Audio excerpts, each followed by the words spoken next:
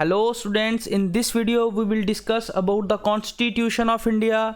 इसमें हम कॉन्स्टिट्यूशन जो है उसको कॉम्प्रिहेंसिव वे में कवर करेंगे, काफ़ी डिटेल देखेंगे, एनालिसिस करेंगे कॉन्स्टिट्यूशन का, ताकि आपको आने वाले टाइम में कोई भी डाउट जो है वो बिल्कुल भी ना रहे। देखो, हर एक चीज़ फैक्चुअल इन्फॉर्मेशन ही नहीं होती है, ठीक है। एग्जाम में आपको फैक्चुअल बहुत कुछ पूछा जाता है, कभी कभी आपको किसी चीज़ का जो है वो एनालिसिस होना भी ज़रूरी है, ठीक है। हर एक चीज़ फैक्चुअल चीज़ों पे डिपेंड नहीं करती है। एक नॉलेज, एक ओवरऑल नॉलेज जो है वो डिपेंड करता है कि आपका एनालिसिस कितना स्ट्रांग है, ठीक है। आपकी मतलब आपकी उस टॉपिक पे दृढ़ता कितनी है, आप कितना उस टॉपिक को समझते हैं। ये नहीं कि फैक्चुअल आपको पता है कि माउंट एवरेस्ट की हाइट कितनी है, ठीक है, गंगा का पानी जो है उसका वॉल्यूम कितना है। ये सब चीज़ें जो है वो फैक्चुअल है। इनके साथ साथ अगर आपका एनालिसिस भी स्ट्रांग हो तो ये वो एक बहुत बेस्ट वे बन जाता है किसी के सामने प्रेजेंटेशन देने का, ठीक है। तो आज हम पढ़ेंगे व्हाट इज कॉन्स्टिट्यूशन। तो व्हाट इज कॉन्स्टिट्यूशन? कॉन्स्टिट्यूशन क्या है? एक बेसिक फंडामेंटल लॉ है। क्या है? Basic fundamental law. कॉन्स्टिट्यूशन एक बेसिक फंडामेंटल लॉ है जिससे ऑल अदर लॉज जो हैं वो डिराइव किए जाते हैं। और उन लॉज को डिराइव करते टाइम ये ध्यान रखा जाता है कि जो भी लॉज डिराइव हो रहे हैं वो एक फंडामेंटल लॉ को उसके अगेंस्ट ना जाएं, उसके साथ कन्फर्मेशन जो है बना के चलें, ठीक है। It is also called mother law. और मदर से ही आगे बेबी प्रोड्यूस होते हैं। इसी तरीके से, इसी मदर कॉन्स्टिट्यूशन से आगे जो लॉज प्रोड्यूस हो रहे हैं वो मदर से कन्फर्मेशन जो है बनाए रखें। अगर वो मदर से कन्फर्मेशन नहीं बनाएंगे, उनके अगेंस्ट जाएंगे, तो वो लॉज क्या होंगे? वो लॉज वैलिडेट नहीं होंगे, वो नल एंड वाइड जो है वो करार कर दिए जाएंगे। नल और वाइड उनको करार कर दिया जाएगा, मतलब वो स्क्रैप हो जाएंगे। समझ में आई बात? So constitution is a basic fundamental law that provides framework for governance. क्या करता है? फ्रेमवर्क प्रोवाइड करता है गवर्नेंस का, कि हमारी जो गवर्नेंस है वो किस तरह की होगी, उसके ऑर्गन्स क्या होंगे, उसका नेचर किस तरह का होगा। अगर हम सिंपल वर्ड्स में बताएं, कॉन्स्टिट्यूशन हमें क्या बताता है? Constitution tell us about the country, how the country will be govern, ठीक है। वो कंट्री के बारे में बताता है कि कंट्री जो है, अगर ये कंट्री है, कंट्री जो है वो कैसे गवर्न होती है, ठीक है।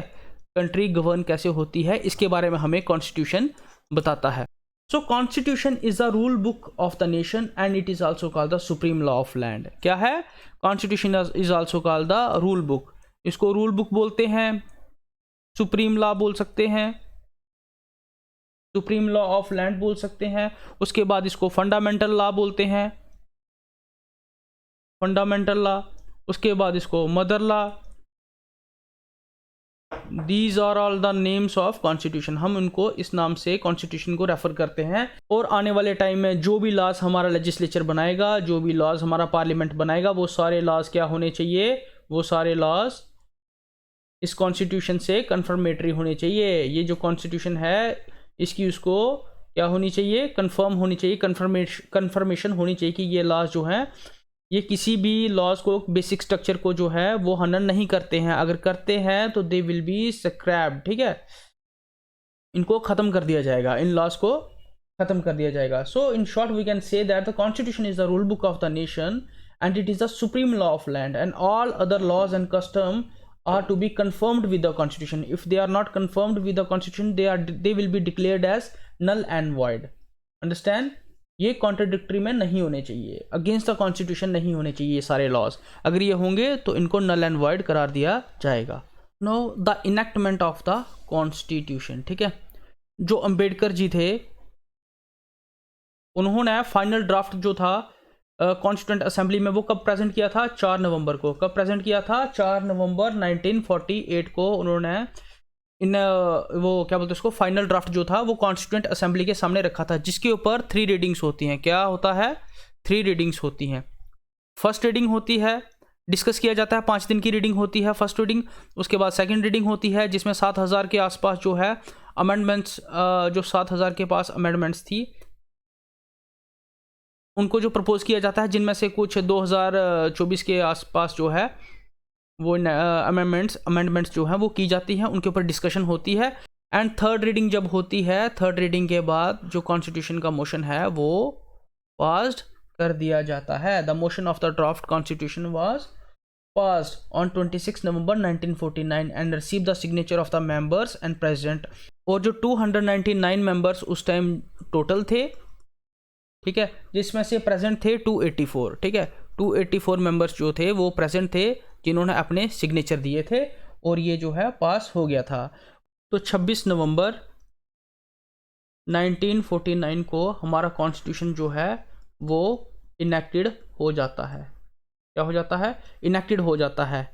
उसके बाद क्या होता है, ये जो डेट है 26 नवंबर 1949, this is also mentioned in the preamble as the date on which the people of India in constituent assembly adopted, enacted and give themselves this constitution। ठीक है, उस दिन हमने ये कॉन्स्टिट्यूशन जो है अपने आप को पीपल ऑफ इंडिया को दे दिया था।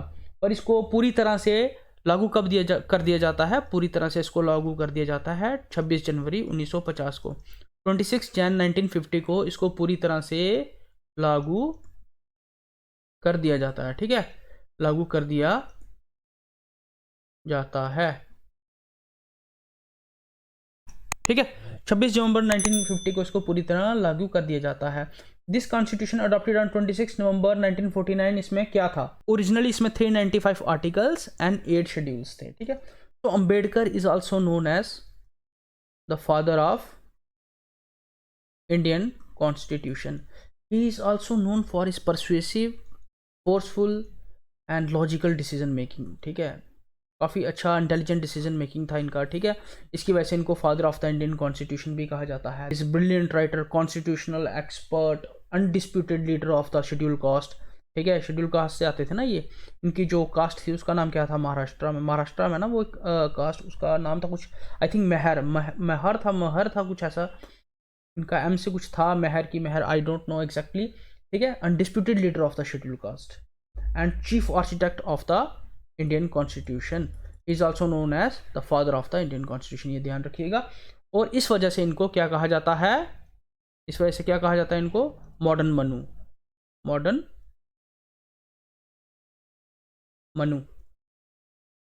इनको मॉडर्न मनु भी कहा जाता है इस वजह से। नो, तो इनेक्टमेंट हो गया हमारा। अब इन्फोर्समेंट ऑफ द कॉन्स्टिट्यूशन। ठीक है, what is enforcement of the constitution? Enactment क्या होता है? What is the difference between enactment and enforcement of the constitution? See, enactment is तैयार किया गया। ठीक है, तैयार किया गया। और enforcement मतलब लागू करना, लागू किया गया। ठीक है, this is the difference between enactment and enforcement. Hindi में बता दिया, वो और कौन सी लैंग्वेज में बताऊंगा? हिंदी में तो समझ आ ही जाएगा सभी को। ठीक है, इनेक्टमेंट मतलब तैयार किया गया और इन्फोर्समेंट मतलब लागू किया गया।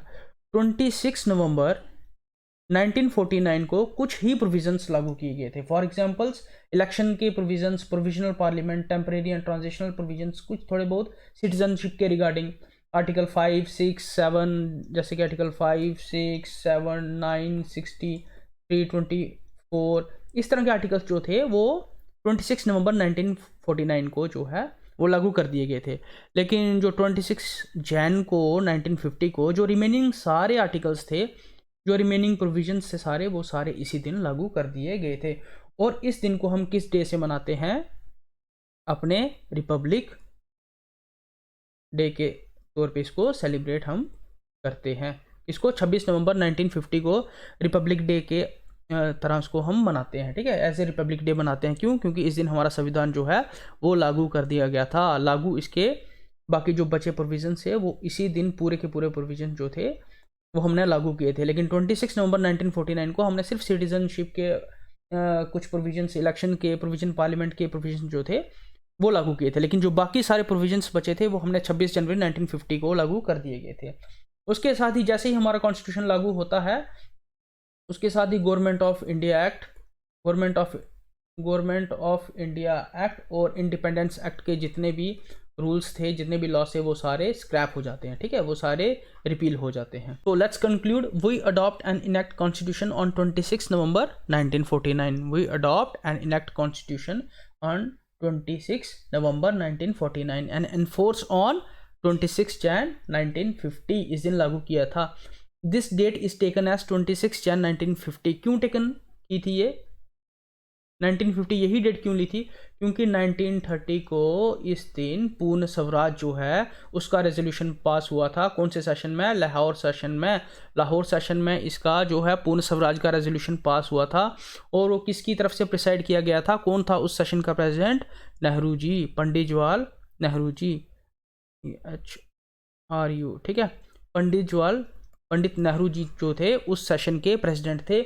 इसलिए हमने 26 नवंबर 1950 को वो दिन चुना जिस दिन हमारा जो संविधान जो है वो लागू होगा, क्योंकि इस दिन पूर्ण स्वराज दिवस मनाया गया था। उसका रेजोल्यूशन पास हुआ था 1930 में। कहाँ हुआ था? लाहौर सेशन में, जो किसकी तरफ से प्रिसाइड किया गया था? पंडित जवाहरलाल नेहरू की तरफ से प्रिसाइड किया गया था। This is very important. जो भी सेशंस होते हैं, सेशन से क्या चीज़ इंपॉर्टेंट होती है? सेशन से ये इंपॉर्टेंट होता है कि वो सेशन कहाँ हुआ, ठीक है, उस सेशन का प्रेसिडेंट कौन था और उधर रेजोल्यूशन कौन सा पास हुआ, ठीक है। कहाँ हुआ, प्लेस, प्रेसिडेंट और रेजोल्यूशन, ठीक है, SPR, ये याद रखिए। सेशंस में से यही चीज़ें मैक्सिमम आती हैं। सो अभी के लिए इतने ही रखेंगे, तो नेक्स्ट पार्ट भी इसका आएगा। ये कॉन्स्टिट्यूशन हमारा लंबा चलेगा, इसको कंज्यूम करेंगे अच्छे से। So this is all about today video. Thank you so much and God bless you all.